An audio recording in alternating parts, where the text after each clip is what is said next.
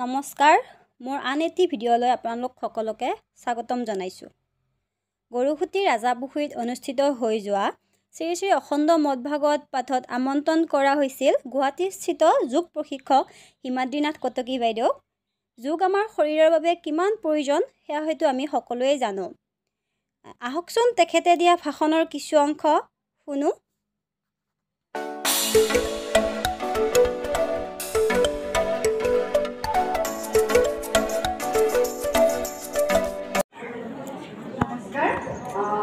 মোৰ চিনাকিটো ইতিমধ্যে আপোনালোকক দিয়া হৈছে। যদিও মই গুৱাহাটীত থাকোঁ, গৰুখুটি মোৰ নিজৰ ঘৰ হয়। মোৰ দেউতা ইয়াতে জন্মগ্ৰহণ কৰিছিলে। আমাৰ খুৰাৰ মোৰ অৰিজিনেল ঘৰ ইয়াতে। মোৰ দেউতা 2007 চনত তেখেত মৃত্যুবৰণ কৰিছে আৰু মোৰ খুৰাও বৰ্তমান জীৱিত নাই। তেখেতো হ'ল আজি 7 বছৰমান হ'ল, স্বৰ্গীয় নাৰায়ণ দেৱ নাথ, তেখেত মোৰ খুৰা। আৰু এতিয়া মোৰ পেহা এজন থাকে, তেখেত আছে, তেখেত অকণমান অসুস্থ, হয়তো আহিম বুলি কৈছিলে, আহিছে যদি মই এতিয়া গম নাপাওঁ। তেখেত হ'ল শৰৎ চন্দ্ৰ নাথ, সকলোৱে হয়তো চিনি পায়। গতিকে মোৰ প্ৰথমতে আপোনালোকক মোৰ চিনাকিটো এইকাৰণেই দিলোঁ, হয়তো বহুতে ভাবি আছে যে কোন হয় কি হয়।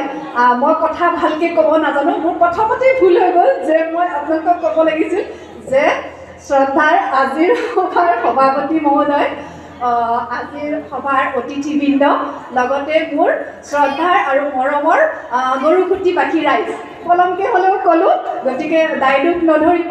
ময়ো এনেকৈ ইমান ডাঙৰ ডাঙৰ ভাষণ বা এনেকৈ ৰাজহুৱা সভাত নোলাওঁ।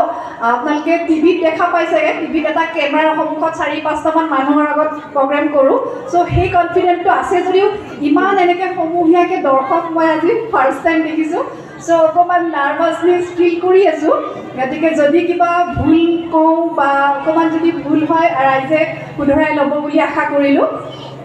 এতিয়া মই প্ৰথম এইটোৱেই ক'ব বিচাৰোঁ যে মই মঙলদৈ জন্মগ্ৰহণ কৰিছোঁ, মঙলদৈতে মই শিক্ষা গ্ৰহণ কৰিছোঁ।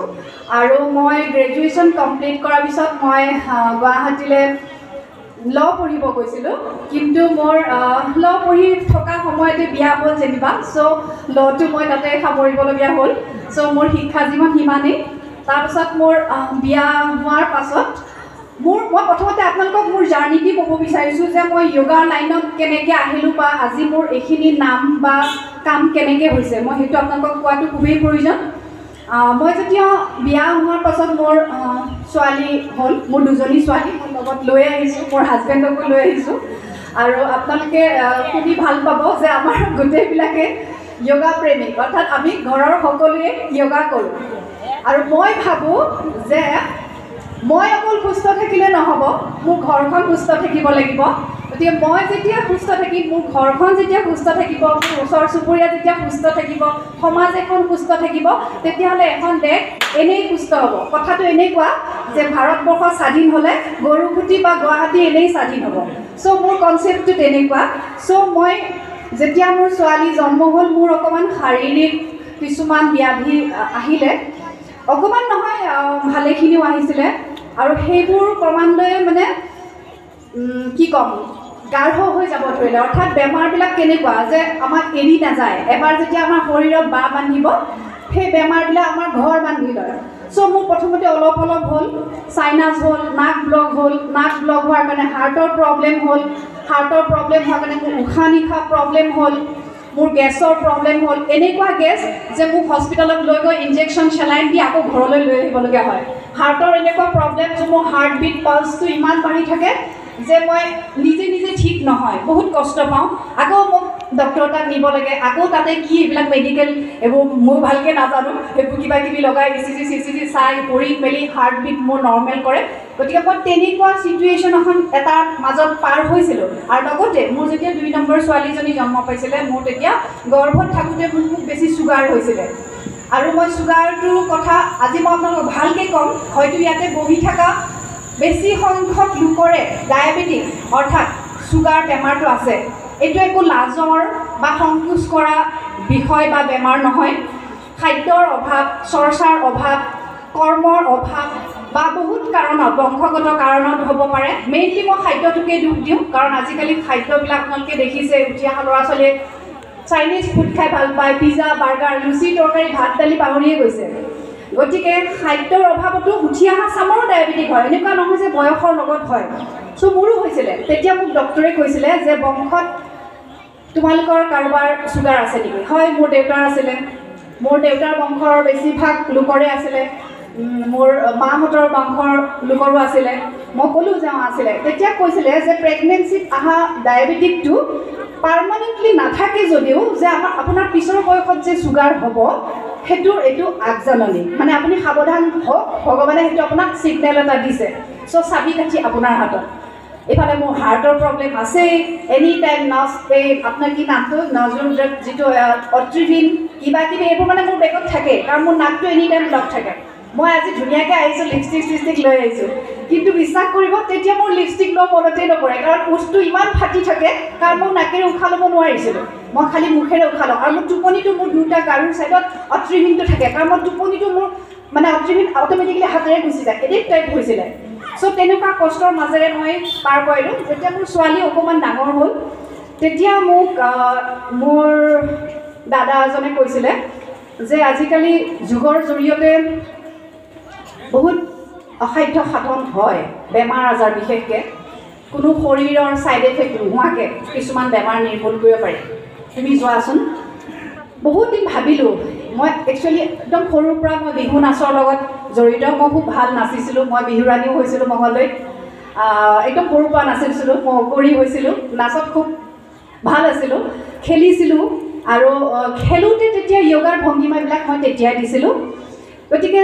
য়োগাটো কি বস্তু ময়ো জানা নাছিলোঁ মোৰ বয়স য়োগাত যেতিয়া মই গৈছিলোঁ তেতিয়া ধৰক 2015ৰ কথা এতিয়া 2015ৰ পৰা 22 মোৰ জাৰ্ণিটো ভালকৈ শুনক হয়তো আপোনালোকেও এনেকুৱা এটা মানে মই কি বুলি ক'ম উদাহৰণ আপোনালোকেও এইটো লাইন বাছি ল'ব পাৰিব কাৰণ নিজে সুস্থ থকাৰ উপৰিও আনক সুস্থ ৰখাটো এটা ধৰ্ম আৰু মই সেই ধৰ্মটো কৰিবলৈ এটা সুবিধা পাইছোঁ কাৰণ মানৱ ধৰ্মই প্ৰধান ধৰ্ম মই মানৱ সেৱা কৰিছোঁ মানৱ সেৱা বুলি এইকাৰণেই কওঁ মই আজি এজন যোগ প্ৰশিক্ষক আৰু মোৰ সেই প্ৰশিক্ষণেৰে মই আন বহুজন লোকৰ বেমাৰ নিৰ্মূল কৰিছোঁ গতিকে মই ৰাধাতে কথাটো ষ্টপ কৰিলোঁ মই কণ্টিনিউ কৰিছোঁ যে মই 2015ত মোৰ নিজৰ বেমাৰ ভাল কৰিবলৈ মই যোগ শিকিব গৈছিলোঁ চ' তেতিয়া মোৰ খুব ভাল লাগিল যে এইবোৰ চব মই আগতেই কৰিছিলোঁ আৰু যিহেতু মই নাচি বাগি আগৰ পৰাই ভাল পাইছিলোঁ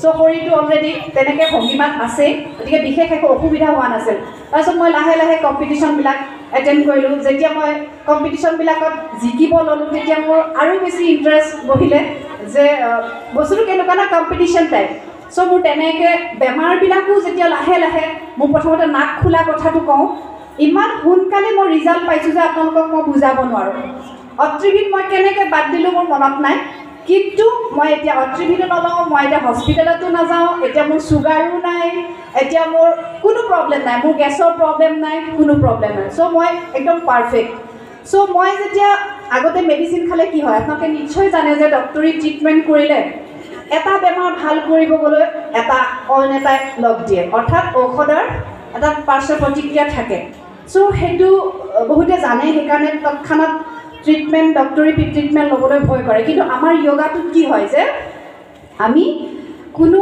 ছাইড এফেক্ট নাথাকে আমি গাটো লৰাবহে লাগে অকণমান উশাহ নিশাহখিনি আৰামত ল'বহে লাগে আমিতো নৰ্মেলি উশাহ নিশাহ লৈয়ে আছোঁ উশাহ নিশাহখিনি লোৱাৰো কিছুমান টেকনিক থাকে ষ্টাইল থাকে হয়নে সেইখিনি বস্তু যদি আমি জানো তেতিয়াহ'লে আমি সুস্থ জীৱন এটা উপভোগ কৰিব পাৰোঁ এতিয়া আমি কওঁ যে আমি প্ৰত্যেকজন মানুহে ভগৱানৰ পৰা আমি পূৰ্ণ আয়ু লৈ জন্মগ্ৰহণ কৰিছোঁ কিন্তু চৰ্চাৰ অভাৱত কিছুমান বস্তু নাজানাকৈ থাকোঁ কাৰণে আমাৰ অকাল মৃত্যু হয় গতিকে আমি সেই পূৰ্ণ আয়ুটো ভোগ কৰিবলৈ মই ভাবোঁ একমাত্ৰ যোগ আৰু বহুত প্ৰচেছ আছে কিন্তু যোগৰ জৰিয়তে আমি সেই পূৰ্ণ আয়ুস ভোগ কৰিব পাৰোঁ এতিয়া মই যেতিয়া মই 2015ত য়োগাৰ লগত জড়িত হ'লোঁ মই য়োগাৰ লগত যিখিনি ৰিলেটেড মোৰ যিখিনি টিচাৰ্ছ ট্ৰেইনিং লগতে মই PG ডিপ্ল'মা সকলোখিনি মই শিক্ষা গ্ৰহণ কৰিলোঁ 2015ৰ পৰা মোৰ জাৰ্ণি তাৰ পাছত যেতিয়া মই নিজে সুস্থ হ'লোঁ, মই আনক সুস্থ কৰা এটা সিদ্ধান্ত ল'লোঁ আৰু সেই মৰ্মে মই 2018 চনত মই এটা গুৱাহাটীত য়োগা মোৰ নিজৰ চেণ্টাৰ এটা খুলিলোঁ। তাতে মানুহ আহিলে, মানুহবিলাকেও বহুত ফল পালে আৰু তেনেকৈ অলপ অলপকৈ আগুৱাই গৈ গৈ গৈ যেতিয়া মোৰ এটা নাম আহি গ'ল, তেতিয়া মই আৰু এটা চেণ্টাৰ খুলিলোঁ। অৰ্থাৎ মই এতিয়া 2টা চেণ্টাৰ চলাই আছোঁ আৰু খুব ভাল পায় মানুহবিলাকে, য়োগা কৰে, সুস্থ থাকে। সেইটো মোৰ কাৰণে খুব গৌৰৱৰ কথা বুলি মই ভাবোঁ। এতিয়া কথা হ'ল য়োগা বুলি ক'লে বহুতে ভাবিছে এই টিভিত অলপ অলপ দেখি থাকে বা কিতাপে পত্ৰ অলপ পঢ়ে। য়োগা মানে ভাবে কি শৰীৰটোৰ ভংগীমা দিয়াটোৱে য়োগা হয়, সেইটোৱে হয়। এতিয়া গীতাত ডাইৰেক্ট লিখা আছে যে অকণমান আগতে তেখেতে ইমান ধুনীয়া বক্তব্য দি গ'ল যে তেখেতৰ তুলনাত মই একোৱে ক'ব নোৱাৰিম। তথাপিও তেখেতে ধুনীয়াকৈ আধ্যাত্মিকতাৰ ওপৰত, গীতাৰ ওপৰত, ভাগৱতৰ ওপৰত গোটেইখিনি কৈছে। ময়ো থুলমূলকৈ ক'ব খুজিছোঁ যে গীতাৰ 18টা অধ্যায়ৰ যিটো দ্বাদশ অধ্যায় আছে তাতে কিন্তু যোগৰ বিষয়ে কোৱা হৈছে। আপোনালোকে যিবিলাকে গীতাৰ পাঠ পঢ়িছে, কৰি আছে, জ্ঞান আছে, তেওঁলোকে নিশ্চয় জানিব যে 10ম অধ্যায়টোত আমাৰ কেৱল যোগ চৰ্চাৰ বিষয়ে কোৱা হৈছে। অৰ্থাৎ সেই অতীতৰ দিনৰ পৰা যোগ একো নতুন আধুনিকতা বস্তু নহয়। যোগ আমাৰ বহুত বহুত পুৰণা, মানে ইমান পুৰণা হিন্দু সভ্যতা, বেদৰ দিনৰ, ভগৱান পশুপতি শিৱৰ দিনৰ। বহুত কনফিউজিং আছে। তথাপি আমি যিহেতু এটা কোৰ্চ কৰি আগবাঢ়িছোঁ, আমি কিতাপে পত্ৰই যিখিনি পঢ়ি আমি জ্ঞান লাভ কৰিলোঁ, তাৰ পৰা আমি এটা বস্তুৱে বুজি পাওঁ যে ভগৱান শিৱৰ দিনতে এই যোগ বস্তুটো আৱিষ্কাৰ হৈছিল।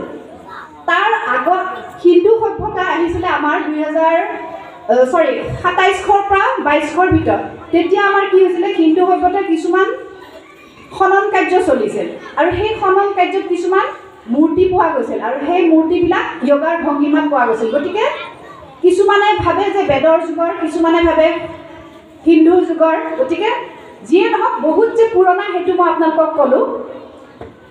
আমি এইকাৰণে য়োগা আমি কৰিব লাগে। শিৱ কিমান মহাশক্তিবান সকলোৱে জানো। গতিকে সেই শক্তি তেওঁ কেনেকৈ পাইছিল, যোগ সাধন কৰিছিলে। গতিকে আমি সেই বস্তুটো এতিয়া আধুনিক ৰূপ দিছোঁ। আমাৰ ইয়াতে, আমাৰ অসমতে আছে। এইটোতো মই বহুত পুৰণা কথা কৈছোঁ। আমাৰ অসমতে যোগৰ কোনে আনিছিলে? মহাপুৰুষ শংকৰদেৱ। মহাপুৰুষ শংকৰদেৱে হয়তো ইয়াতে বহুতে সত্ৰীয় নৃত্য নাচা ল'ৰা ছোৱালী আছে বা বৈষ্ণৱ ধৰ্মৰ লগত জড়িত লোক আছে।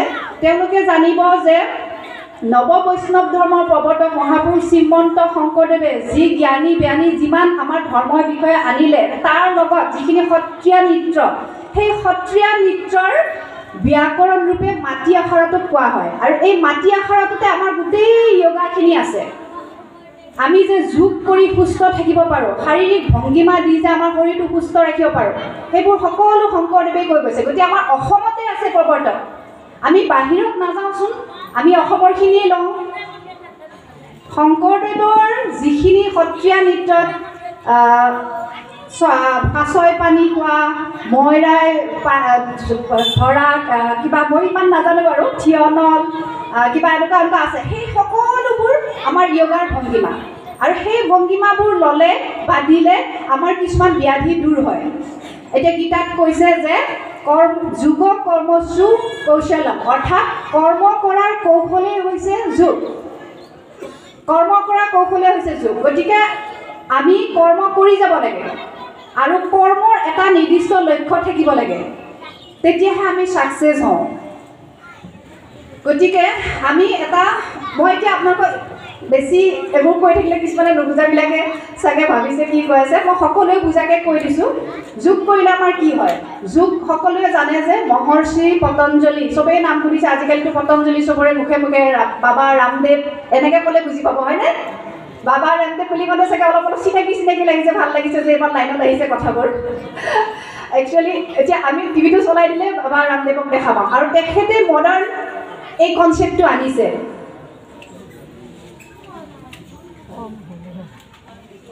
হয়, গতিকে আমি য়োগাটো ক'ৰ পৰা আহিল ক'লোঁ। এই মডাৰ্ণ যিটো আনিছে, পতঞ্জলিৰ এখন ৰাজযোগ দৰ্শনত ধুনীয়াকৈ ডেছক্ৰিপশ্যন দিয়া আছে।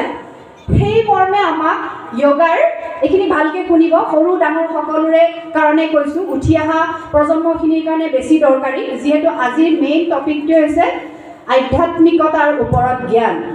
চ' ভালকৈ শুনক। আমাৰ অষ্টাংগ যোগ, পতঞ্জলি দৰ্শনত, ৰাজকীয় দৰ্শনত এটা আমাৰ যোগক অষ্টাংগ ৰূপত 8টা ৰূপত অষ্টাংগ অংগ বুলি কয়। যোগৰ 8টা অংগত ভগোৱা হৈছে। সেই 8টা অংগৰ ভিতৰত 3 নম্বৰটোহে আসন। 8টাই বেলেগ। আপোনালোকক কৈ দিছোঁ সেই 8টা অংগ। যম নিয়ম প্ৰথমতে থাকিব, তাৰপিছত আসন থাকিব, তাৰপিছত প্ৰাণায়াম থাকিব, প্ৰত্যাহাৰ, ধাৰণা, ধ্যান, সমাধি। এই 8টা বস্তু লগ হৈহে যোগ বুলি কোৱা হয়। এতিয়া আমি যোগ বুলি ক'লে বহুতে ৰখি আছে চাগে, বাইদেউ বা কি দেখাই, মই দেখাম। আজি মই ড্ৰেছত অহা নাই, নহ'লে ভালকৈ দেখুৱালেহেঁতেন, আপোনালোকক পৰাইও গ'লোহেঁতেন। তথাপি আজি আহিছোঁ যেতিয়া আপোনালোকক কামত আহা, মই 2-4টা কিবা আপোনালোকক টিপছ দি থৈ যাম, যাতে আপোনালোকে সুস্থ হ'বলৈ জীয়াই থাকিব পাৰে, নিজকে ধুনীয়া কৰি ৰাখিব পাৰে। বক্তাগৰাকীক এটা অনুৰোধ জনাইছোঁ। আজিকালি সৰহভাগ মানুহৰে ডায়েবেটিছৰ প্ৰব্লেম আছে। যদি সম্ভৱ হয় সেই বস্তুটো কেনেকৈ কৰিলে মানুহে সহজে পৰিত্ৰাণ পাব, সেইটো অলপ দেখুৱাই দিলে। একদম মই চিয়'ৰ দেখাম আৰু মই ইয়াৰ পাছত আহি খবৰো ল'ম যে ভাল পাইছেনে নাই। অকল ডায়েবেটিক বুলি নহয়, ইয়াতে কাৰ প্ৰেছাৰ আছে হাতখন দাঙকচোন বাৰু। হাই প্ৰেছাৰ কাৰ আছে? চাওক কিমানে হাত দাঙিছে, হয়নে? প্ৰেছাৰো হাই আছে। প্ৰেছাৰ থকা মানুহে কি কৰিব লাগিব সেইটো কম। কাৰ গেছ হয়? চবৰে হয়চোন। এতিয়া আপোনালোকে কওক, গেছ হ'লে টেবলেট খায় ন? এচিলক কি পেন 40 ন? কিয় খাব লাগে? মই আজি শিকাই যাম নহয়। আপোনালোকে গেছৰ টেবলেট নোখোৱাকৈ গেছ উলিয়াব পাৰিব। গতিকে একদম আমাৰ কিছুমান কোনো বডিটোত কষ্ট নোপোৱাকৈ কিছুমান আমাৰ এনেকুৱা প্ৰচেছ আছে। বডিটো অকণমান ভংগীমা চেঞ্জ কৰিলে হ'ল। মই দেখাই যাম। উঠি অহা ল'ৰা ছোৱালীবিলাকৰ হাইট বৃদ্ধি কৰা, স্মৃতি শক্তি বৃদ্ধি কেনেকৈ হয়। যদি আমি য়োগা কৰিয়ে যদি গোটেইখিনি ফল পাওঁ, মেডিচিন কিয় খাব লাগে? গোটেইখিনি দেখাম। আৰু তাৰ আগতে মই এইটো কথাও কওঁ যে উঠি অহা ল'ৰা ছোৱালীবিলাকক যম নিয়মৰ কথাটো জনাটো খুবেই প্ৰয়োজন। কাৰণ আসনটো মই ক'লোৱে, আসনটো 3 নম্বৰত থাকে। কিয় কৰিব লাগে? আজিকালি ইমান মেডিটেশ্যনৰ কথা কিয় ওলাইছে? কাৰণ মানুহে মানসিকভাৱে অসুস্থ, মাইণ্ডটো ইমান ডিষ্টাৰ্ব হৈ থাকে, ষ্টেবল নহয়। ক্ৰাইমবিলাক কিয় হয়? আমি অসুস্থ। কিয় অসুস্থ? পৰিৱেশ, খাদ্য, চৰ্চা কমকৈ, শাৰীৰিক পৰিশ্ৰম কম হৈ আহিছে, বহুত কাৰণত হ'ব পাৰে। গতিকে যম নিয়মৰ কথা কৈছোঁ। যমৰ 5টা ভাগ আছে: অহিংসা, সত্য, অস্ত্ৰেয়, ব্ৰহ্মচৰ্য, অপৰিগ্ৰহ। অহিংসা বুলিলে মই এক্সপ্লেইন কৰি কৈ দিলোঁ আপোনালোকক। কেতিয়াও আমি হিংসাৰ আশ্ৰয় ল'ব নালাগে। নিজে আজিৰ পৰা ভালকৈ মোৰ কথাখিনি শুনি এবাৰ নিজকে তেনেকৈ কৰি ল'ম বুলি মনতে থিৰাম কৰকচোন। কেতিয়াও আমি অহিংসাৰ আশ্ৰয় ল'ব নালাগে। সদায় সত্য কথা ক'ব লাগে, সত্য বচন শুনিব লাগে, সত্য ভাষ্য ক'ব লাগে। তাৰপাছত আহিল অহিংসা, সত্য, অস্ত্ৰেয়। আমি চুৰি কাৰ্যত লিপ্ত হ'ব নালাগে। সেইটো হ'ল মানসিকভাৱেও হ'ব পাৰে, কায়িক বাচিকভাৱেও হ'ব পাৰে। গতিকে আমি শৌচ, সন্তোষ, তপ, শ্ৰাদ্ধায়, ঈশ্বৰ পৰিধান। শৌচ মানে কি? শৰীৰটো মনটো শুদ্ধ কৰি ৰাখা। আমি য়োগা কৰাৰ আগতে শৰীৰ শুদ্ধ হ'ব লাগিব, মন শুদ্ধ হ'ব লাগিব। কেনেকৈ? যেতিয়া আপুনি গাটো ধুলে শৰীৰটো পৰিষ্কাৰ হ'ল, হ'লে মনটো পৰিষ্কাৰ হ'ল। শুদ্ধ কাপোৰ এযোৰ পিন্ধিলে মনটো শুদ্ধ হৈ গ'ল। ভাল খাদ্য খালে মন পৰিষ্কাৰ হৈ গ'ল। সন্তোষ, যি পাইছে তাতে সন্তুষ্ট হ'ব লাগিব। আমি অসুখী কেতিয়া হওঁ? আমি লোভ মোহ কেতিয়া আহে? যেতিয়া আমি অসন্তুষ্ট হওঁ। চ' আমি নিজকে সন্তুষ্ট কৰি থাকিব চেষ্টা কৰিব লাগে। তপ, এটা নিৰ্দিষ্ট লক্ষ্য থাকিব লাগে, মানুহৰ কামৰ এটা লক্ষ্য থাকিব লাগে। শ্ৰাদ্ধায়, ঈশ্বৰৰ বাণী, ভাল ধৰ্মৰ কিতাপ আয়ত্ত কৰিব লাগে।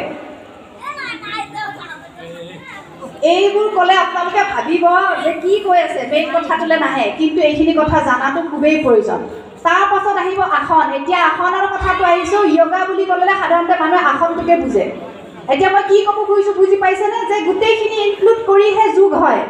যোগৰ 3 নম্বৰটোৱে হৈছে আসন। আসন হৈছে শৰীৰক নানা প্ৰকাৰে ভংগীমা প্ৰদান কৰি আমাৰ দেহটো সুস্থ সবল কৰি ৰাখা। দেহটো সুস্থ থাকিলে মনটো এনেই সুস্থ থাকিব। মনটো যেতিয়া আমাৰ সুস্থ থাকিব, যিটো আনন্দ আহিব, বেলেগে কাঢ়ি নিব পাৰিব জানো?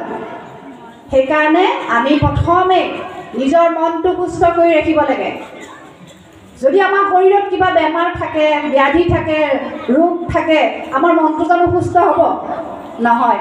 ঠিক তেনেকৈ আমাৰ যদি মানসিক কিবা চিন্তা আছে, কিবা যদি আমি মনত পুহি ৰাখিছোঁ, কিবা অশান্তি আছে, আমাৰ শৰীৰটো জানো সেনেকৈ চলি যাব? চ' মন আৰু শৰীৰৰ লগত পূৰা ৰিলেটেড। আমি দুয়োটাই সুস্থ থাকিব লাগিব। এতিয়া উঠি অহা ল'ৰা ছোৱালীবিলাকক যদি আমি ধৰ্মৰ বিষয়ে জ্ঞান নিদিওঁ, যম নিয়মৰ কথা যদি তেওঁলোকক নকওঁ, তেতিয়াহ'লে তেওঁলোকে এটা উশৃংখল জীৱন যাপন কৰিব ল'ব। সৰুৰ পৰাই যদি যোগৰ যিবিলাক মই আজি আপোনালোকক কৈছোঁ, সেই বস্তু আজিকালি চবেই জানে যে স্কুল কলেজবিলাকতো কম্পালচৰি কৰিছে যোগটো, আৰু এইবিলাক বাণীয়ে তেখেতসকলক কোৱা হয়। কাৰণ যম নিয়মৰ থাকিহে আমি এখন সমাজ গঢ়িব পাৰোঁ। উঠি অহা ল'ৰা ছোৱালীখিনিক যদি আমি ভৱিষ্যতৰ হিচাপে আমাৰ ভৱিষ্যত উঠি অহা ল'ৰা ছোৱালী, তেওঁলোকক যদি আমি সৰুৰ পৰাই ভালকৈ চোৱা চিতা নকৰোঁ, ভাল জ্ঞান নিদিওঁ, তেতিয়াহ'লে আমাৰ ভৱিষ্যতে কি হ'ব? এইখিনিতে কওঁ যে শৰীৰ চৰ্চাটো বহুত ভাল কথা, কিন্তু আগতে আছিলে অৱশ্যে, এতিয়া কিন্তু বুলি কৈ ৰখিলোঁ, কিন্তু আজিকালি শৰীৰ চৰ্চা কৰি চবেই ভাল পায়। আগতে মানে কি হৈছিলে, যিসকল মহিলাসকলকে মেইনলি কওঁ, বিয়া হোৱাৰ পাছত শৰীৰ চৰ্চা পাহৰিয়ে যায়, ঘৰৰ দায়িত্ব বা নানান কাৰণত। কিন্তু আজিকালি চবেই ধুনীয়াকৈ থাকি ভাল পায়, নিজকে সজাই পৰাই থাকি ভাল পায়, সকলো ফালৰ পৰা শৰীৰ চৰ্চা হৈছে। গতিকে মই ইয়াতে বহুত সংখ্যক মই দেখিছোঁ, নতুন নতুন বোৱাৰীও দেখিছোঁ, বা আমাৰ বয়সৰো দেখিছোঁ, বা যিয়ে নহওক মাইকী মানুহখিনি মই দেখিছোঁ। আৰু তেওঁলোকক কওঁ যে আপোনালোক এগৰাকী মাতৃ, আৰু মাতৃৰ প্ৰধান কাম কি হৈছে? শিশুসকলক ভৱিষ্যত প্ৰজন্মত উচিত শিক্ষাৰে, যোগ্যতাৰে আগবঢ়াই লৈ যোৱাটো। আৰু তেওঁলোকে সেই জ্ঞান কেনেকৈ দিব পাৰিব? তেওঁলোকে সেই জ্ঞান দিব পাৰিব তেওঁলোকে যদি যোগা কৰে, যোগ বা যোগা, অৰ্থাৎ অকণমান শাৰীৰিকভাৱে শৰীৰ চৰ্চা কৰিব লাগিব। আজিকালি বহুত, এতিয়া মই ইয়াতে গম নাপাওঁ আপোনালোকৰ ইয়াতে যোগৰ কিমান মানুহে আঁকোৱালি লৈছে, কিন্তু গুৱাহাটীত বা অইন জেগাবোৰত অকল যে মহিলাসকলে তেনেকুৱা নহয়, পুৰুষসকলে আমাৰ চেণ্টাৰতে আহে। পুৰুষসকল তেওঁলোকে যোগৰ প্ৰতি খুব আকৰ্ষণ হৈছে, কাৰণ যোগে আমাক শাৰীৰিক, মানসিক, আধ্যাত্মিক, নৈতিক, বৌদ্ধিক 5টা দিশৰ পৰা সুস্থ কৰি ৰাখে। অকল আমি শৰীৰটো সুস্থ কৰি ৰাখিলে নহ'ব, আমাৰ মনটো সুস্থ কৰিব লাগিব। গতিকে মই 5টা দিশ আপোনালোকক ক'লোঁ। সেই মাতৃসকল যেতিয়া য়োগা কৰিব আহে, তেওঁলোকক আমি আসন প্ৰাণায়ামৰ লগতে ধ্যান সকলোখিনি কৰাই দিওঁ। এতিয়া আপোনালোকে পাৰ্লাৰত যায় হয়নে? কিন্তু মোৰ মনতে নপৰে মোৰ পাৰ্লাৰত যোৱা। কিয় জানে? মই জানো যে য়োগা কৰিয়ে দেখোন আমি ফেচিয়েল কৰিব পাৰোঁ। পাৰ্লাৰত গৈ আমি স্কিনখন চাফা কৰিব যাওঁ, আমি যদি নিজেই কিছুমান প্ৰচেছ কৰি যদি স্কিনখন পৰিষ্কাৰ কৰিব পাৰোঁ, হয়নে? বেলেগ কাৰণত যায় বেলেগ কথা, বোলে থ্ৰেডিংটো কৰিব আছে, থ্ৰেডিংটোতো আৰু য়োগা দি কৰিব নোৱাৰোঁ। চ' সেইটো কাৰণে বাৰু যাবই লাগিব। কিন্তু আমাৰ ধুনীয়া হৈ থাকিবলৈ, ধুনীয়া বুলি এইকাৰণে কৈছোঁ, সকলো মানুহে, অকল মহিলাসকল বুলি নহয়, পুৰুষসকলে আজিকালি দেখিছোঁ একদম খুব সৌন্দৰ্য সচেতন, নিজক লৈ ধুনীয়াকৈ ৰাখিব মন কৰে। চ' ধুনীয়া হৈ থাকিবলৈ য়োগা কৰিব লাগিব।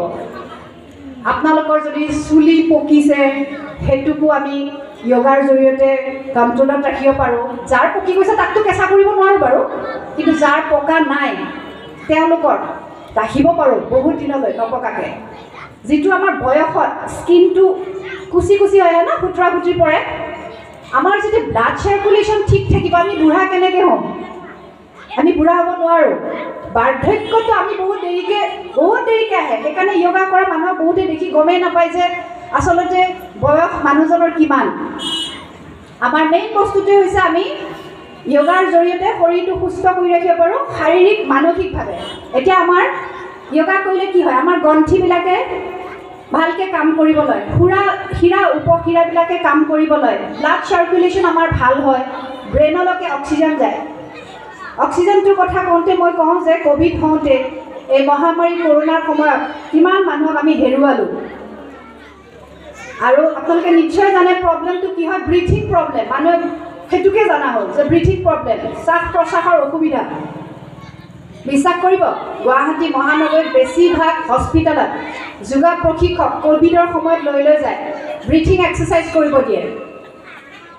তাৰমানে কি, মেডিচিনেও যিটো বস্তু কাম নিদিয়ে সেইবোৰ আমি যোগৰ জৰিয়তে কিছুমান উশাহ নিশাহ পদ্ধতি আছে, সেইবোৰ কৰিলে আমি অক্সিজেন লেভেলটো ভালকৈ ল'ব পাৰোঁ। যেতিয়া আমাৰ নাৰ্ভাছ ছিষ্টেম ঠিকে থাকে, ব্ৰেইনলৈকে যদি আমাৰ অক্সিজেন ভালকৈ যায়, আমি কোনফালে অসুস্থ হ'ম, ক'ত আমাৰ বেমাৰে লগ দিব। চ' প্ৰচেছবিলাক জানিব লাগিব। আমি 5 বছৰৰ পৰা 80 বছৰ বয়সলৈকে যোগা কৰিব পাৰোঁ, কিন্তু 12 বছৰ তলৰ অকণমান ৰেষ্ট্ৰিকশ্যন থাকে 2-3টা আসনত। ঠিক তেনেকৈ 80 বছৰৰ ওপৰখিনি অলপ ৰেষ্ট্ৰিকশ্যন থাকে। সেই অকণমান জানিব লাগিব। মানে ঘপককৈ আপুনি অকল যোগাই কৰিছোঁ বুলি কৰি দিলে নহ'ব। চব বস্তুৰে এটা এয়া থাকে, ৰেষ্ট্ৰিকশ্যন থাকে। যেনেকৈ ভাল আছে অকণমান এয়াটো থাকে, বেয়া বুলি নকওঁ, ৰেষ্ট্ৰিকশ্যন, সেইখিনি জানিব লাগিব। এতিয়া আমাৰ যুৱ প্ৰজন্মৰ কথা মই এতিয়া মেইনলি কওঁ। তেওঁলোকে আজিকালি কি হৈছে, ডাঙৰক নামানা হৈ আহিছে, সন্মানটো বিশেষকৈ নাজানো কিয় যেন কমি আহিছে, তেনেকুৱা ফিল হয়, হয়নে? ডাঙৰখিনি লাগিছেনে? সেইবোৰ বস্তু কিয় হৈছে আৰু সেইবোৰ বস্তু আমি কেনেকৈ নাইকিয়া কৰিব পাৰোঁ? আমি ধাৰ্মিক হ'বই লাগিব, ধৰ্মৰ প্ৰতি আগ্ৰহ থাকিব লাগিব, ভগৱানক শ্ৰদ্ধা ভক্তিৰ লগতে ভয় থাকিব লাগিব। মানুহে কয় ন, গুৰু গোহাঁই নামানা হৈছে তাৰমানে সি পাপলৈ গৈছে। গুৰু গোহাঁই কিয় নামানিম? মানিব লাগিব। আমাৰ সৃষ্টিকৰ্তা, আমাৰ এজন ওপৰত আমাক জন্ম দিছে, আমাৰ ওপৰত এজন নেদেখাজনে আমাক পালন কৰি আছে, তেখেতক সদায় ভয় আৰু শ্ৰদ্ধা ৰাখিহে আগুৱাব লাগিব। আগৰ দিনৰ মানুহে ভুল নকৰিছিলে, এই মোৰ পাপে লাগে নেকি, এইটো নকৰোঁ। আজিকালি সেই পাপ বোলা বস্তুটো মানুহ ভয় নকৰা হ'ল, সেইকাৰণে পাপ কৰে। আৰু তাৰো কাৰণ আছে, চৰ্চাৰ অভাৱ, মই বাৰে বাৰে কৈ আছোঁ। সেইবোৰ দূৰ আমাৰ যোগাৰ জৰিয়তে কৰা হয়। অৰ্থাৎ তেওঁলোকক যম নিয়মৰ বা ধ্যান ধাৰণাৰ সেইখিনি জ্ঞান দিব লাগিব। বিশৃংখল জীৱন যাপন, খাদ্য, আজিকালি সৰু সৰু ল'ৰাবিলাকে বিড়ি চিৰি চিকি চাদা চিগাৰেট নামে নুফুটে, নাখাওঁ যে, হয়নে? গতিকে মদ ভাং এইবোৰ বহুত সৰুৰ পৰাই খায়। এইবোৰ ৰাগিয়াল বস্তু, বেয়া বস্তু। এই আসক্তিবোৰ কিয় জাগে? আৰু এইটো এটা নিচাজাতীয় বস্তু।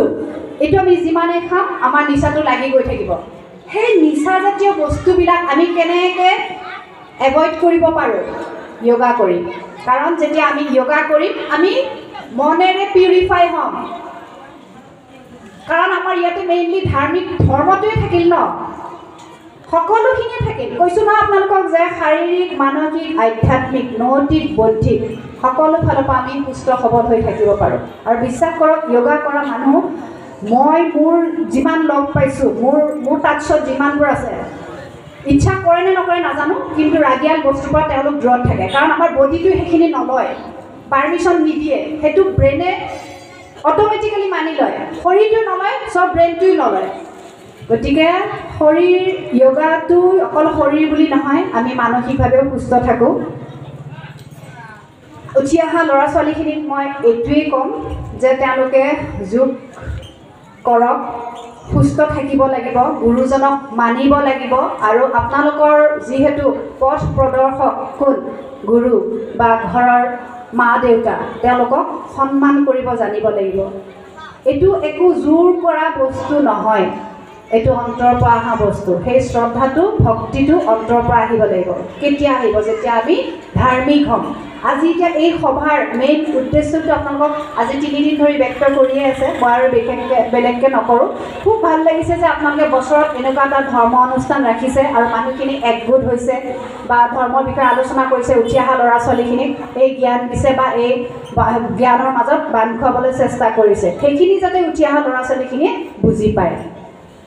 খুব ধুনীয়া বক্তব্য অলৰেডি মোৰ আগতে দি থৈ গৈছে তেখেতৰ তুলনাত মই একেবাৰে নগণ্য এতিয়া মই যুগৰ মানুহ মই যুগৰ কথাহে ক'ব পাৰিম এতিয়া ইয়াতে বহুত সৰু সৰু ল'ৰা ছোৱালী বহি আছে তেওঁলোকৰ কাৰণে মই এটা চিম্পুলকৈ কথা এটা কওঁ পঢ়া শুনাত মন নবহে মাক দেউতাকে পিটি থাকে পঢ় ল'ৰা ইফালে টোপনিয়াই থাকে ল'ৰা ইফালে কিবা একদম মন নবহে কিয় জানে পঢ়িব আজিকালি ক'ত বিচনাত টেবুল নাইকিয়াই হ'ল আজিকালি চব আৰামত আমি টেবুলত পঢ়িব লাগে কিয় আমাৰ বেকবনটো ষ্ট্ৰেইট হৈ থাকিব লাগিব ৰাজহাড়ডাল চিধা হৈ থাকিব লাগে তেতিয়া আমাৰ ব্ৰেইনলৈকে অক্সিজেন যায় মেমৰি আমি যেতিয়া এনেকৈ ভাজ লাগি পঢ়ি থাকোঁ আমি যিমান ঘণ্টা ধৰি পঢ়ি থাকিলে আমাৰ মূৰত নোসোমায় সেইকাৰণে আগতে আমাৰ পঢ়াত ছাৰ বাইদেউহঁতে খুব পিটিছিলে চিধা হ'ব আমাৰ মেমৰি ষ্ট্ৰং হয় চিধা হৈ পঢ়িলে গতিকে এওঁলোকক আপোনালোকে এতিয়াৰ পৰাই পঢ়া টেবুলত বহিলে সেইটো বস্তু শিকাব যে চিধা হৈ পঢ়িব লাগিব আৰু অকল বাচ্ছা বুলি নহয় মই ডাঙৰ মানুহখিনি কওঁ আমাৰ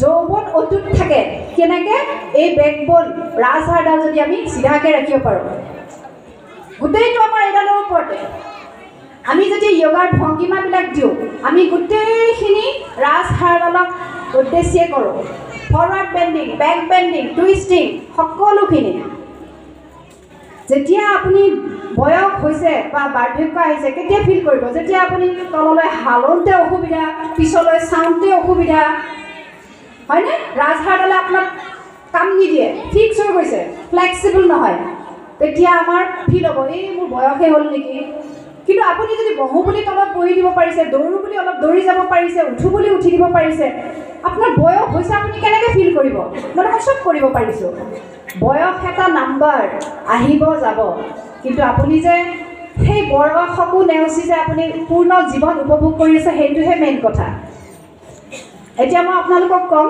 এখেতসকলেও কৈছে একচুৱেলি মই এইটো বুজি নাপালে এটা উদাহৰণে বুজাই দিয়ক এইটো চুগাৰৰ কথা কৈছিলে নেকি হয় আচ্ছা মোক কৈছে যে উদাহৰণ এটা দিব দিছে মই এইটো কথা আপোনালোকক কওঁ আমি নৰ্মেলি উশাহ নিশাহ লৈ আছোঁ সেই উশাহ নিশাহটো যদি অকণমান আমি বেলেগ টাইপে লৈ আপোনালোকক মই আজি বহুত বেছি কিবা কিবি কৈ থৈ গ'লে আপোনালোকে বুজি নাপাব কিন্তু মই এটা কথাই কওঁ আমাৰ প্ৰাণায়াম যাক কয় প্ৰাণায়াম প্ৰাণযোগ আয়াম প্ৰাণক আমি বিস্তাৰ প্ৰাণৰ আমি কেনেকৈ আমাৰ উশাহ নিশাহ গতি ৰোধ আৰু বিস্তাৰ কৰা পদ্ধতিয়ে হৈছে প্ৰাণায়াম মই এতিয়া আপোনালোকক সেইটোৱে কওঁ যে মই যি অলপ আগতে যে আপোনালোকক কৈছিলোঁ যে ক'ভিডৰ সময়ত হস্পিটেলত নিও আমাক প্ৰাণায়াম আসন কৰিবলৈ দিয়ে সেই যে আমি অক্সিজেন লেভেলটো কমি যায় আমি যে সুস্থ থাকিবলৈ অক্সিজেনটো ভালকৈ ল'বলৈ আমি সকলোৱে প্ৰাণায়াম কৰিব পাৰোঁ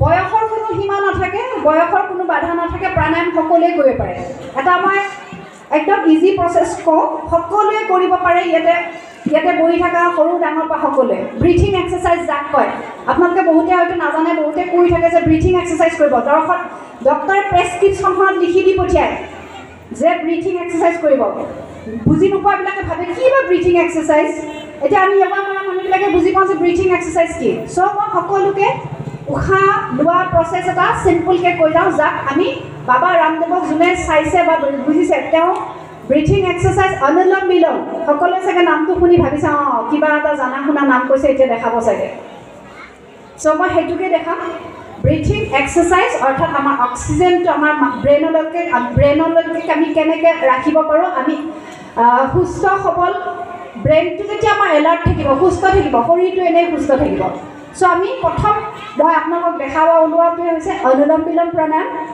যাক কৰিবৰ কাৰণে প্ৰথমতে আপুনি প্ৰাণায়াম কৰিবৰ কাৰণে মেইনলি ধূলি বালি নাথাকা জেগা পবিত্ৰ বায়ু বতাহ চলা মুকলি জেগা হ'লে ভাল হয় হুলস্থুল নাথাকা হ'লে ভাল হয় ঢিলা কাপোৰ এযোৰ পিন্ধিব লাগে কমফৰ্টেবল হ'ব লাগে গা পা ধুই উঠি কৰিলে বেছি ভাল যিহেতু এইবোৰ পবিত্ৰ এটা বস্তু ভাল এযোৰ কমফৰ্টেবল পোচাক হ'ব লাগে বেছি টাইট পিন্ধিব নালাগে তাৰপিছত আমি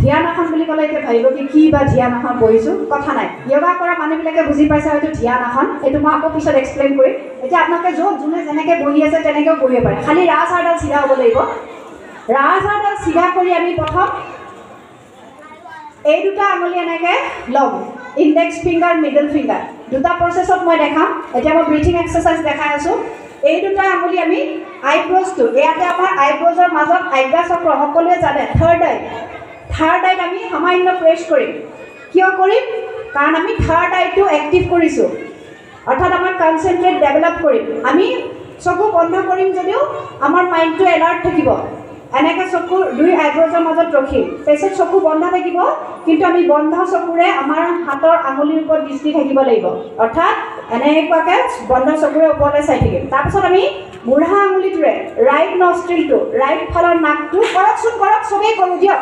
কৰক কৰি যাওক কৰক এনেকৈ ধৰক ৰাইট নাকটো বন্ধ কৰক বুঢ়া আঙুলিটোৰে এতিয়া লাহেকৈ জোৰ কৰি নহয় একদম আৰাম লাগেকৈ লেফ্টৰ পৰা উশাহ লওক দীঘল উশাহ ল'ব যিমান পাৰে একদম ডিঙিলৈকে তাৰপাছত আমি লেফ্ট নষ্ট্ৰিলটো ক্ল'জ কৰি দিম লেফ্টটো বন্ধ কৰক ৰিং ফিংগাৰটোৰে তাৰপাছত ৰাইটটো বুঢ়া আঙুলিটো গুচাই ৰাইট চাইডেৰে উশাহটো এৰি দিব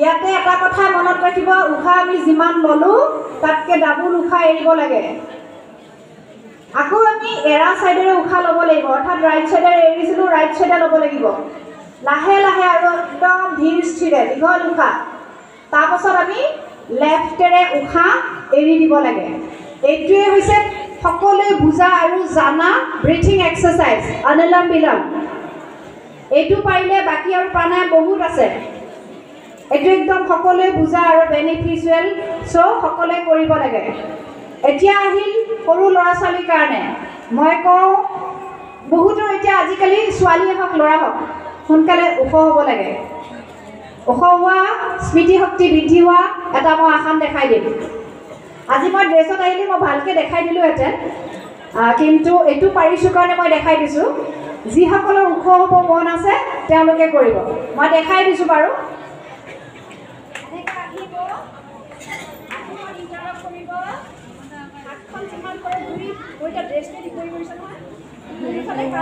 এনেকৈ লগাই ল'ব হাতখন ইণ্টাৰলক কৰিব তাৰপাছত আমি হিলটো লাহেকৈ উঠাই দিম ভৰি কেৰুৱাটো উঠাই দিম এইটো কৰিলে আমাৰ কি হয় আমি তলফালেও প্ৰেছাৰ দি আছোঁ হাতখনে ওপৰলৈ লৈ গৈছে চ' বডিত গোটেইখিনি ষ্ট্ৰেচিং পৰিয়ে গ'ল নাই ওপৰ ফালেও টানি আছোঁ তলৰ ফালেও টানি আছোঁ এইটো কৰিলে যে অকল হাইট বৃদ্ধি হ'ব তেনেকুৱা নহয় স্মৃতিশক্তিও বৃদ্ধি হয় অ'কে এতিয়া পিছত তোমালোকক মই আৰু কেইটামান দেখুৱাম দেই আৰু কেইটামান দেখুৱাম এতিয়া মই আপোনালোকৰ যিসকল প্ৰেছাৰ আছে বুলি ক'লে চুগাৰ আছে বুলি ক'লে মই তেওঁলোকৰ কাৰণে দেখাই দিছোঁ চুগাৰৰ কাৰণে কোনে কোনে মেডিচিন খাই আছে বাৰু মেডিচিন কোনে কোনে খাই আছে আপোনালোকৰ 200ৰ ওপৰত থাকে নে তলত থাকে বেছিভাগৰে চাগে 200ৰ ওচৰা ওচৰি থাকে নহয় জানো এতিয়া আমাৰ চুগাৰ হোৱাৰ কাৰণটো মই কৈয়ে দিলোঁ চ' আমি এই চুগাৰটো কি আসন কৰি পেলাই নাইকিয়া কৰিব পাৰোঁ আমি টুইষ্টিং আসন সকলোবোৰ কৰিলে আমাৰ এই জৰা ব্যাধি দূৰ হয়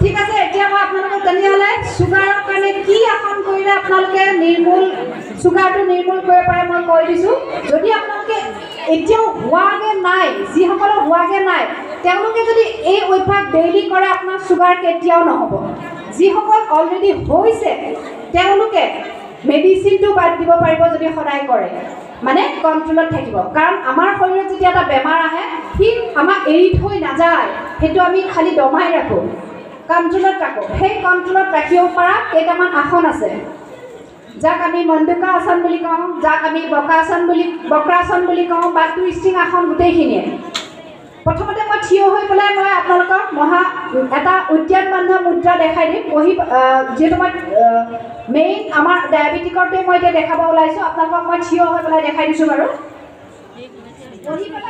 বহি পেলাই আপোনালোকক কৰিব পাৰিম মই বহি পেলাই কৰাটো দেখাম কিন্তু থিয় হৈ পেলাই প্ৰথমতে কৰা দেখাম যিসকল ডায়েবেটিক পেচেণ্ট আছে তেওঁলোক বুলি নহয় যিসকলে হোৱাটো বিচৰা নাই তেওঁলোকেও কৰিব লাগিব চ' কেনেকৈ দেখাইছোঁ ভৰিখনৰ মাজত গেপ ৰাখিব হাতখন দীঘল কৰি উঠাব ওপৰলৈ উশাহ লৈ আৰু উশাহ এৰি হাত দুখন এনেকৈ আমাৰ ঠাইটোৰ ওপৰত ৰাখি সামান্য বেকা হৈ যাম আৰু পেটটো আমি যিমান পাৰোঁ ভিতৰলৈ সোমাই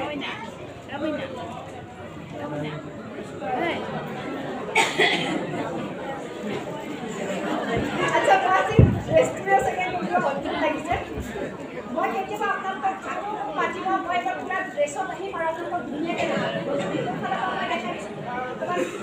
মানে কথাখিনি বুজিলে আপোনালোকে বুজিব অকণমান গেপ ৰাখিব উশাহ লৈ হাতখন তললৈ উঠাই দিব হাত পুৰা চিধা উশাহ ল'লোঁ উশাহ এৰি কেনেকৈ আহিব আমি হাত দুখন ডায়েবেটিছৰ আসন দেখুৱাই আছে আপোনালোকে ভালকৈ চাই লওক থাইছটোৰ ওপৰত এনেকৈ ৰাখিব ৰাখি ইয়াতে জোৰ দিলেহে আমি পেটটো সৰু কৰিব পাৰিম এতিয়া মই পেটটো সৰু কৰিম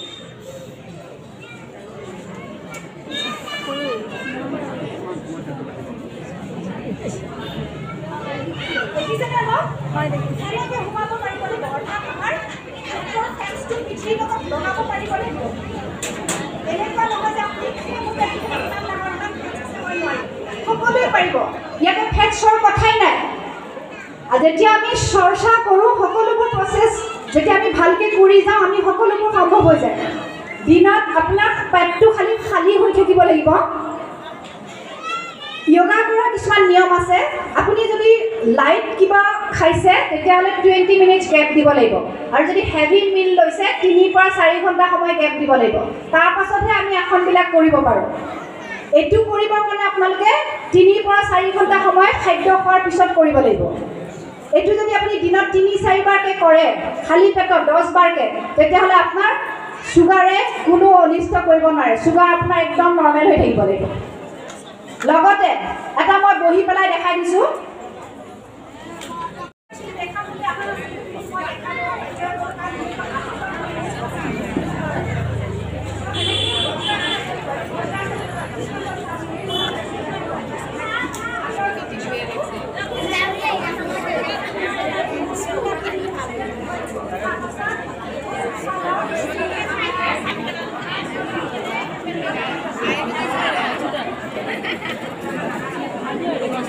আজি ক'লে আপোনালোকে বুজিও নাপাব কাৰণ মোৰ মাইকটো ওপৰত আছে মই তলত আছোঁ ড্ৰেছটো কমফৰ্টেবল মোৰ নাই হোৱা চ' মই এদিন আপোনালোকক প্ৰমিছ কৰিছোঁ অকল য়োগা দেখাবলৈকে আহিম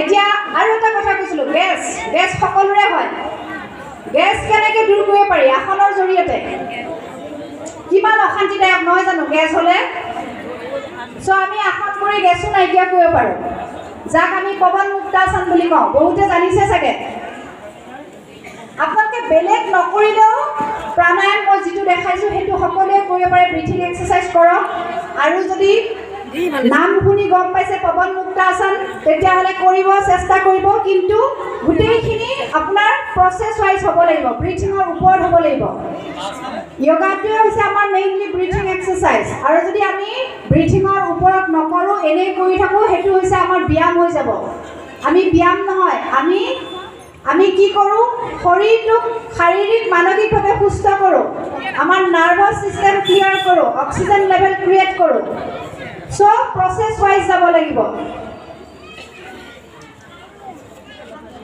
এতিয়া আৰু কি ক'ম কওক কিবা চাব বিচাৰিছে ক'ব বিচাৰি আৰু কিবা বেমাৰৰ বিষয়ে শুনিব বিচাৰিছে কওক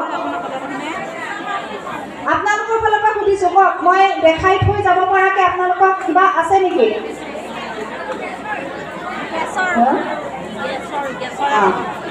প্ৰেছাৰৰ বহুত মানুহে হাত দাঙিলে প্ৰেছাৰৰ কি কৰিব লাগিব কিন্তু আপোনালোকে জানেনে যে প্ৰেছাৰ থাকিলে এক্সাৰচাইজ কৰিব নালাগে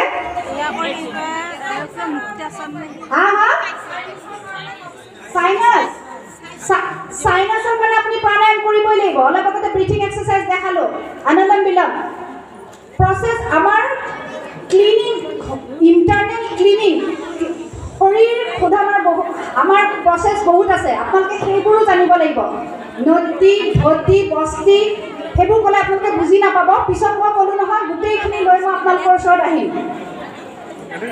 খালি আপুনি সাইনাসৰ কাৰণে যেটো ক'লে আমাৰ নাকটো ক্লিয়াৰ কৰি ৰাখিব চেষ্টা কৰিব অনুলাম বিলম কৰিলে আমাৰ দুইটা আপুনি প্ৰথম যিসকলে আৰম্ভ কৰিব নিশ্চয় গম পাব এটা ব্লক হৈ থাকে এটা সাইডে ক্লিয়াৰ থাকে এটা সাইডে ব্লক হৈ থাকে যেতিয়া আমি সদায় হেবিট কৰোঁ আমাৰ দুইটা নাক ক্লিয়াৰ হৈ যাব এটা প্ৰেছাৰ থকা মানুহে বেছি জগিং নকৰিব লাহে লাহে খোজ কাঢ়াৰো কিছুমান নিয়ম আছে যাক আমি যোগাৰ ভাষাত ভ্ৰমণ প্ৰাণায়াম বুলি কওঁ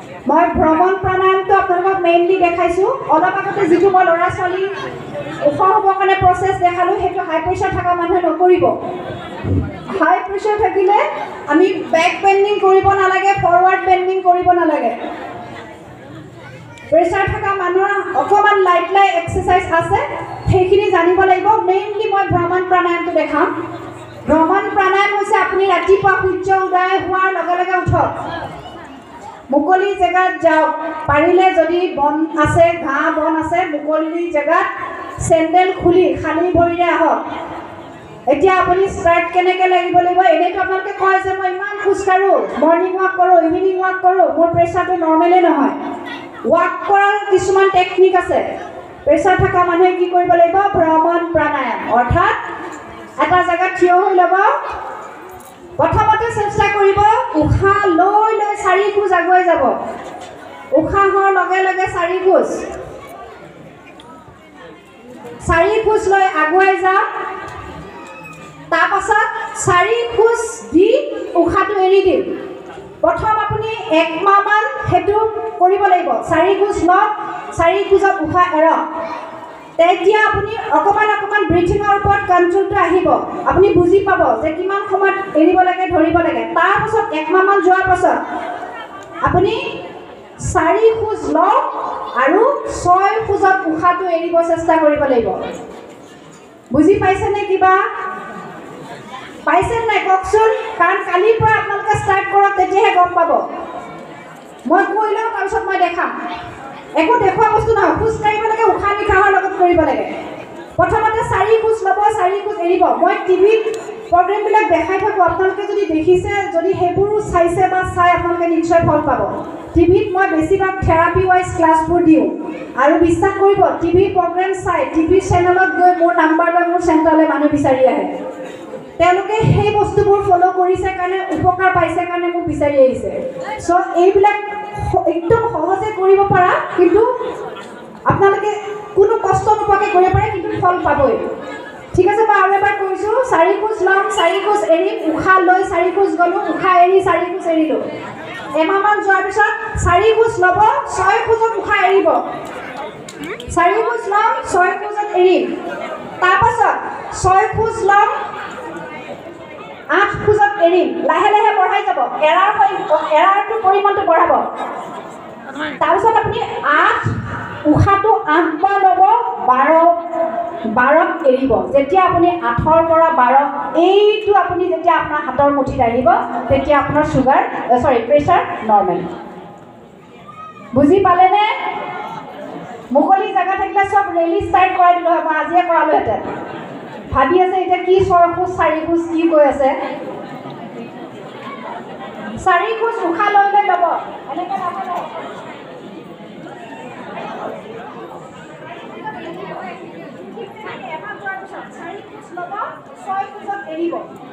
বহুত বেনিফিট একো অৱহেলা নকৰিব একো কষ্টৰ কাম মই দিয়া নাই শৰীৰটো সুস্থ সবল ৰাখিবলৈ অকণমান খালি নিজকে শৰীৰ চৰ্চা বুলি কওঁ চবেই শৰীৰ চৰ্চাকে কৰিব লাগিব প্ৰেছাৰ হ'ব দিব নালাগে হোৱাসকলে কৰক মই চুগাৰৰ কাৰণেও দেখালোঁ আৰু দেখাম আৰু ইয়াৰ পিছৰবাৰ মই ৰেডি হৈ আহিম আমি আপোনালোকক মই ড্ৰেছো কৈ দিম যে কি পিন্ধি আহিলে আপোনালোকে সকলোৱে কৰিব পাৰিব সেনেকুৱা ড্ৰেছ পিন্ধি আহিব সকলোৱে কৰিম কাৰণ ড্ৰেছটো সুবিধাজনক হ'ব লাগে শাৰী মেখেলা চাদৰ পিন্ধি আমি য়োগা কৰিব নোৱাৰোঁ কাৰণ য়োগা কৰিলে আমি উল্টাও হ'ব লাগে অৰ্থাৎ মাথাটো তলত ভৰিৰ ওপৰত আপোনাৰ মোবাইল নম্বৰটো কৈ দিয়ক সকলোৱে লিখি লওক যাক যাক দৰকাৰ যোগ প্ৰশিক্ষণ পাতিব পাৰে তেতিয়া আপোনাক বিচাৰিব পাৰে গতিকে আপোনাৰ মোবাইল নম্বৰটো কৈ দিয়ক ঠিক আছে 8638 211 985 211 985 ঠিক আছে তেতিয়াহ'লে মই আশা ৰাখিলোঁ যে যুগক আপোনালোকে আঁকোৱালি লওক কাৰণ সুস্থ সবল হৈ থাকিলে আমি মই আগতে প্ৰথমতে কৈছোঁ যে সুস্থ সবল নিজে হ'লে ঘৰখন সুস্থ সবল থাকিব ঘৰখন সুস্থ সবল থাকিলে ওচৰ চুবুৰীয়া সুস্থ হ'ব ওচৰ চুবুৰীয়া সুস্থ হ'লে আমাৰ গাঁওখন সুস্থ সবল হৈ গৈ থাকিব গতিকে সকলো সুস্থ থাকক পূৰ্ণ আয়ু ভোগ কৰক য়োগা কৰক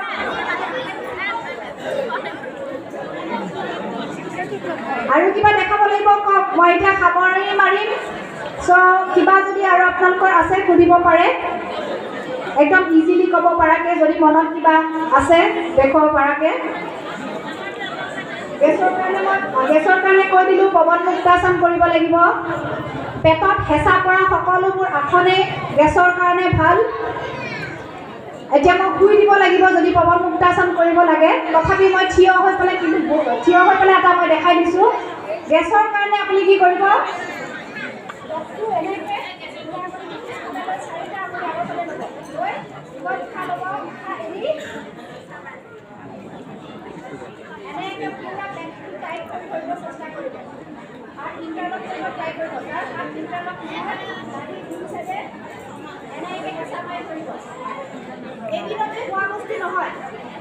আপোনালোকে পিছত নক'ব এই মই দেখোন আজি ৰাতিপুৱা ইমান বাৰ পেটটো টিপিলোঁ গেছ দেখোন যোৱাই নাই পেট টিপি টিপি পেটৰ বিষ হৈ যাব এদিনতে ভাল নহ'ব একদম টেকনিকত কৰিব চিষ্টেমেটিকেলি কৰিব উশাহ নিশাহৰ লগত কৰিব আৰু ডেইলি 2-3 বাৰকৈ কৰিব তাকো 10 পৰা 15 মিনিট সময় তাকো যদি এলাহ লাগিছে একে কম সময় কৰি দিওঁ 5 মিনিটমান কৰিব পেটটো খালী হৈ থাকিব লাগিব ঠিক আছে গতিকে আশা ৰাখিলোঁ মই একো ক'ব পৰা নাই যদিও কিবা অলপতো ক'ব পাৰিছোঁ আপোনালোকৰ উপকাৰ হ'ব বুলি আশা ৰাখিলোঁ নেক্সট বাৰ একদম পূৰা ৰেডি হৈ আহিম কাৰণ এনেকৈ ভাষণ আজি মই ইমান মানুহৰ আগত ফাৰ্ষ্ট টাইম দিছোঁ কি কৈছোঁ কি নকৈছোঁ নাজানো কিন্তু মোৰ খুব ভাল লাগিছে এৰিব মন যোৱা নাই সেইকাৰণে মই কেনেকৈ কৈছোঁ মই নাজানো মই পূৰা মনৰ পৰা কৈছোঁ কোনো আৰ্টিফিচিয়েলি পোৱা নাই মোৰ যিখিনি মোৰ নলেজ আছে মই সেইখিনিখিনি আপোনালোকক ক'ব চেষ্টা কৰিছোঁ গতিকে ইয়াৰ পিছত মই ৰেডি হৈ আহিম ভালকৈ আপোনালোকক কথা পাতিম আৰু আপোনালোকে এনেকৈ কিবা কেম্প কৰিলে কৰিব পাৰে আমি সকলোৱে একেলগে য়োগা কৰিম সকলোৱে ভালে থাকক সুস্থ থাকক আকৌ যাতে অহা বছৰ এনেকৈ লগ পাওঁ আকৌ যাতে আপোনালোকে মোক বিচাৰে আশা ৰাখিলোঁ সকলোৱে ভালে থাকক এইখিনি কৈয়ে মোৰ বক্তব্যৰ সামৰণি মাৰিছোঁ ধন্যবাদ